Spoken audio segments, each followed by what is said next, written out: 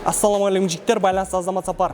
Қазір фитнес-блогта байқағаным қандай да бір әскери тестті орындап көру трендте болып жатыр. Мен де қалыспай осы тақырыпта видео түсіремін деп шештім. Және бұл видеода Америка құрама штатының десантының тестін орындап көремін. Жалпы бұл тест 4 жаттығудан құралады. Бірінші жаттығу турникке тартылу 38 рет 2 минутта немесе бір деммен, яғни бір подходта 30 рет тартылуға қажет.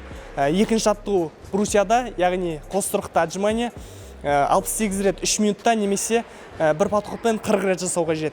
Және үшінші жаттығу арқанға көтеріліп түсу. Жалпы арқанның ұзындығы 2 этажды ғимаратпен бірдей болуы тиіс. Және соңғы төртінші жаттығу турникте төңкеріліп көтерілу, яғни подъем переворотом 20 рет 2 минутта немесе 15 рет бір деммен орындауымыз қажет. Жалпы бұл жаттығулардың арасында 1 минут дем алуға мүмкіндік бар. Бірақ бізде қостырық мұнда орналаспаған, сондықтан бастапқы 2 жаттығуды арттағы залда орындаумызға тура келеді. Және қалған 2 жаттығуды осында келіп жалғастыратын боламыз. Жаңағы 1 минутымыз осыған жұмсалады деген ойдамын. Ал болса кеттік, бастаймыз.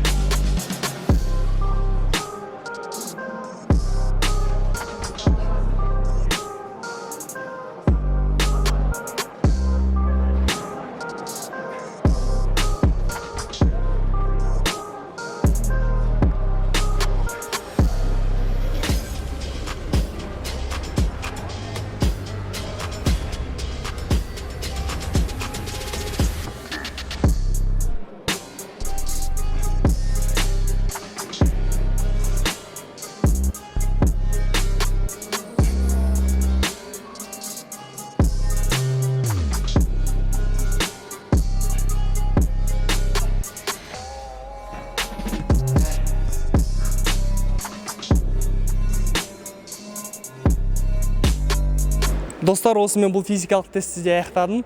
Жалпылама айтсам, оңай емес екен. Себебі 30 мәрте турник және 40 мәрте брусьядан кейін қолдарым шашыраңқырап қалды.